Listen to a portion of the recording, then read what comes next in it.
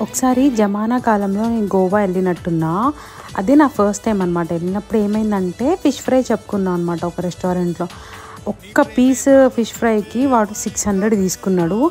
కానీ ఆ ఫిష్ నాకు ఆల్ టైమ్ ఫేవరెట్, అంత బాగుండే ఆ ఫ్రై. సో మనం కూడా ఇవాళ ఆ ఫిష్ ఫ్రై ట్రై చేస్తున్నాం అనమాట. ఎంత సింపుల్ అంటే కుకింగ్ రానోళ్ళు కూడా ఇట్లా చేసేస్తారు. 10 minutes ప్రాసెస్. ఫ్రెష్ చేపల్ని తీసుకొచ్చేసి మ్యారినేట్ చేసుకోవాలన్నమాట నార్మల్ బేసిక్ మసాలాస్తోనే. ఆ తర్వాత ఒక ప్లేట్లో సూజీ రవ్వ తీసుకొని మొత్తం కోటింగ్ లాగా చేసేసుకోవాలి మనం. చాలా మంది ఫిష్ నార్మల్ గా చేస్తూ ఉంటారు కదా ఫ్రై. సో ఇలా కూడా ట్రై చేయండి, సూపర్ ఉంటుంది. టేస్ట్ కొంచెం డిఫరెంట్ గా ఉంటుంది.